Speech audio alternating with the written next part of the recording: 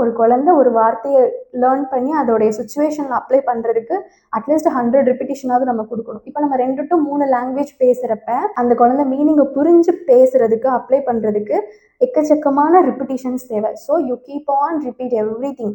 So நீங்கள் repeat பண்ண பார்த்தீங்கன்னா உங்களோட வெக்காபுலரி எக்ஸ்பேன்ஷனுங்கிறது ரொம்ப நல்லா இருக்கும்.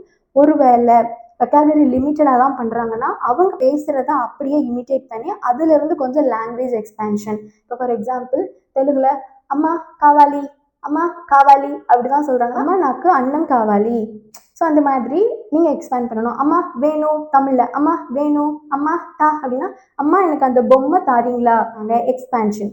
ஒரு வேர்டோ 2 வேர்டோ பேசுகிறாங்க அப்படின்னா அதை நீங்கள் எக்ஸ்பேண்ட் பண்ணி சொல்லுங்கள். லாஸ்ட் பட் நாட் லீஸ்ட் ரொம்ப ரொம்ப பொறுமையாக ஹேண்டில் பண்ணுங்கள். உங்கள் குழந்தைக்கு டைம் கொடுங்க. ப்ராசஸ் பண்ணுறதுக்கான டைம் நீங்கள் கொடுத்து நீங்கள் பொறுமையாக இருக்கும் பொழுது இந்த 2 லாங்குவேஜ் 3 லாங்குவேஜ் ஈவன் நீங்கள் 7-8 லாங்குவேஜ் பேசினாலும் அதெல்லாம் ஒரு மேட்டர் கிடையாது. உங்கள் குழந்தை அதே ரேட்டில் ஃபாஸ்ட்டாக ப்ராசஸ் பண்ணி அவங்களால நல்லாவே பேச முடியும்.